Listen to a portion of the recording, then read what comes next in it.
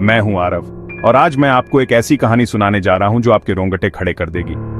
अगला दिन बेसब्री से इंतजार करते हुए बीता। हर गुजरते पल के साथ उत्सुकता और बेचैनी बढ़ती जा रही थी। क्या वे उस रहस्य को सुलझा पाएंगे जो वर्षों से अनसुलझा है? दोस्तों ने वो सब इकट्ठा किया जो उन्हें लगता था कि उन्हें चाहिए होगा। टॉर्च, कंबल, खाने का सामान और एक फर्स्ट एड किट जरूरत पड़ने पर। वे जानते थे कि यह यात्रा आसान नहीं होगी। जैसे ही सूरज नीचे चला गया, शहर पर लंबी परछाइयां पड़ने लगीं और उनके दिलों में एक अजीब सी बेचैनी छा गई। यह रात कुछ अलग थी, कुछ खास। वे पहाड़ी की तरफ चल पड़े। हर कदम के साथ उनके दिलों की धड़कन तेज हो रही थी। पहाड़ की चोटी पर वह पुरानी हवेली उनका इंतजार कर रही थी। रास्ते में सौरभ ने वो कहानियां सुनाई जो उसने सुनी थी। उसने बताया कि कैसे ब्लैकवुड परिवार की कहानियां पीढ़ी दर पीढ़ी चली आ रही थीं। उसने ब्लैकवुड परिवार के बारे में बताया जो कभी वहां रहते थे और कैसे उनकी कहानियां अब भी हवेली की दीवारों में गूंजती हैं। हवेली की दीवारों के भीतर एक दुखद अंत हुआ था।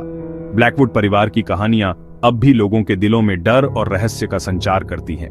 हवेली की दीवारें अब भी उन कहानियों को अपने भीतर समेटे हुए हैं। हर ईंट, हर पत्थर में एक कहानी छुपी है, जिनका हवेली की दीवारों के भीतर एक दुखद अंत हुआ था। उन्होंने बताया कि कैसे ब्लैकवुड परिवार की सबसे छोटी बेटी एलिजा की रहस्यमय मौत हुई थी। उसने सबसे छोटी बेटी एलिजा के बारे में बताया जो रहस्यमय तरीके से मर गई थी और अब एक बेचैन आत्मा के रूप में हॉल में घूमती है। उसकी आत्मा अब भी शांति की तलाश में है। जैसे जैसे वे हवेली के करीब पहुंचते गए, हवा ठंडी और भारी होती गई। कहानियों का बोझ, बीते हुए कल की फुसफुसाहट उनके कंधों पर एक अदृश्य बोझ की तरह छा गई। उनके मन में शंका घर करने लगी। क्या वे वास्तव में ब्लैकवुड मैनर के अंधेरे में उनका इंतजार कर रहे रहस्यों का सामना करने के लिए तैयार थे? जैसे जैसे वे हवेली के करीब पहुंचते गए, उनके दिलों में डर और उत्सुकता का मिश्रण बढ़ता गया। हवेली के अंधेरे कोनों में छुपे रहस्यों का सामना करने के लिए वे तैयार थे या नहीं, यह सवाल उनके मन में गूंज रहा था। कहानियों का बोझ, बीते हुए कल की फुसफुसाहट उनके कंधों पर एक अदृश्य बोझ की तरह छा गई।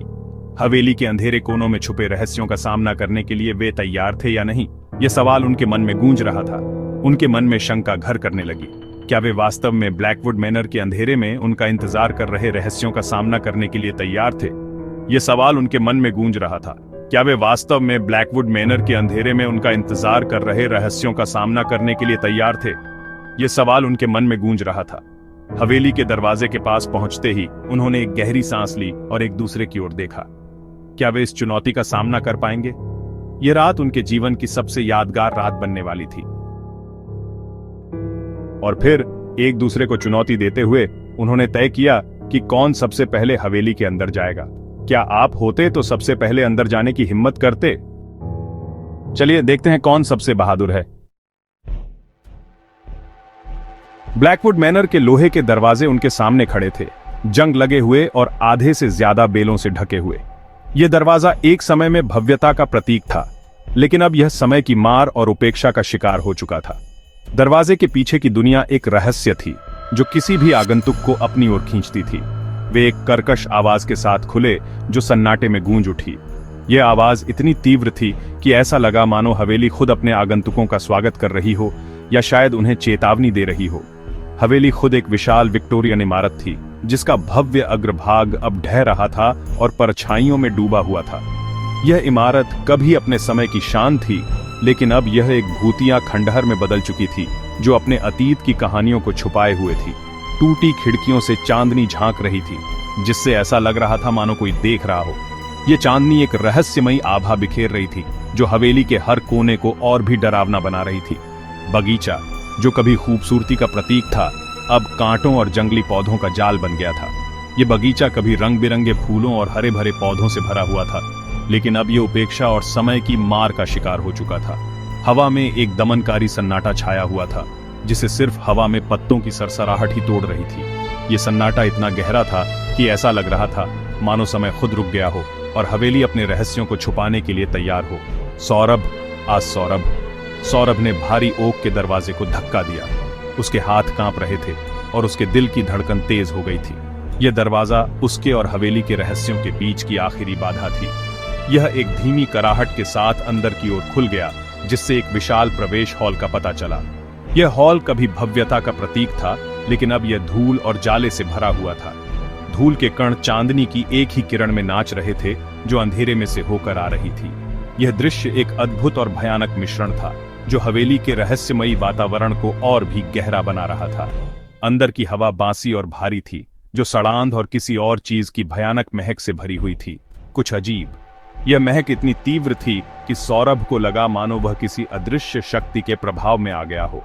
हवेली के अंदर का हर कोना एक नई कहानी बयां कर रहा था और सौरभ को यह समझ में आ गया था कि वह एक ऐसे स्थान पर है जहां समय और वास्तविकता का कोई मतलब नहीं है। उनके कदम लकड़ी के फर्श पर गूंज रहे थे, जैसे किसी अदृश्य शक्ति ने उन्हें अपनी ओर खींच लिया हो। हर कदम के साथ फर्श की चरमराहट और गूंजती आवाजें उनके दिल की धड़कन को तेज कर देती थीं। जैसे ही वे सावधानी से हवेली में आगे बढ़े, उनके मन में एक अजीब सी बेचैनी छा गई। हवेली का प्रवेश द्वार, जो रात के अंधेरे में और भी भयानक लग रहा था, उन्हें एक अनजानी दुनिया में ले जा रहा था। मकड़ी के जाले हर जगह चिपके हुए थे और फर्नीचर पर धूल की मोटी परत जमी हुई थी जो सालों से हटी नहीं थी। ऐसा लग रहा था जैसे इस जगह को किसी ने सदियों से छुआ ही नहीं हो। हर कोने में एक कहानी छुपी हुई थी जो समय के साथ धुंधली हो गई थी। वे जिस भी कमरे में दाखिल होते, वो ऐसा लगता था जैसे वक्त वहीं रुक गया हो, यादों के भूतों से भरा हुआ। हर दीवार, हर कोना एक पुरानी याद को संजोए हुए था जो अब भी जीवित थी। कमरे की खामोशी में भी एक कहानी थी जो सुनाई नहीं देती थी लेकिन महसूस की जा सकती थी। उन्हें एक भव्य भोजन कक्ष मिला जिसमें एक लंबी खाली मेज और धूल भरी सफेद चादरों से ढकी कुर्सियां थीं। ऐसा लग रहा था जैसे यहां कभी एक भव्य दावत हुई हो, लेकिन अब सब कुछ ठहर गया था। मेज पर रखे बर्तन और कुर्सियों की स्थिति सब कुछ एक रहस्य को बयां कर रहे थे। अध्ययन कक्ष में किताबें एक विशाल डेस्क पर खुली पड़ी थीं, जैसे कि कोई उन्हें अभी अभी पढ़ रहा हो। किताबों के पन्ने हवा में हल्के से हिल रहे थे, जैसे वे किसी अदृश्य हाथ से पलटे जा रहे हों। हर किताब, हर पन्ना एक अनकही कहानी को छुपाए हुए था। हवा में एक अजीब सी खामोशी छाई हुई थी, जिससे ऐसा लग रहा था जैसे उन्हें कोई देख रहा हो। यह खामोशी सिर्फ आवाज की अनुपस्थिति नहीं थी, यह दमनकारी, लगभग जीवित महसूस हो रही थी। हर सांस, हर कदम इस खामोशी को और भी गहरा बना रहा था। जैसे जैसे वे आगे बढ़ते गए, उन पर बेचैनी हावी होती गई। हर कदम के साथ उनके दिल की धड़कन तेज हो रही थी।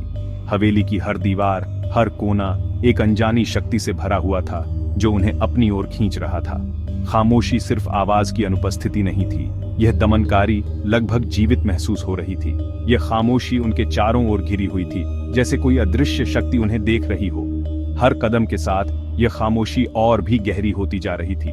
फर्श के तख्तों की हर आवाज, खिड़कियों पर हवा की हर सरसराहट उनकी रीढ़ की हड्डी को कंपा देती थी। हवेली की हर आवाज, हर सरसराहट एक अनजानी कहानी को बयां कर रही थी। यह आवाजें सिर्फ सुनाई नहीं देती थीं, वे महसूस भी की जा सकती थीं। हवेली उनसे कुछ कह रही थी, लेकिन क्या वे सुनने के लिए तैयार थे? हर दीवार, हर कोना एक रहस्य को छुपाए हुए था।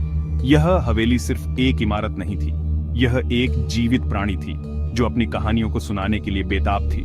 लेकिन क्या वे इन कहानियों को सुनने के लिए तैयार थे? क्या वे इस रहस्य को सुलझा पाएंगे, या यह हवेली उन्हें हमेशा के लिए अपने अंदर समा लेगी?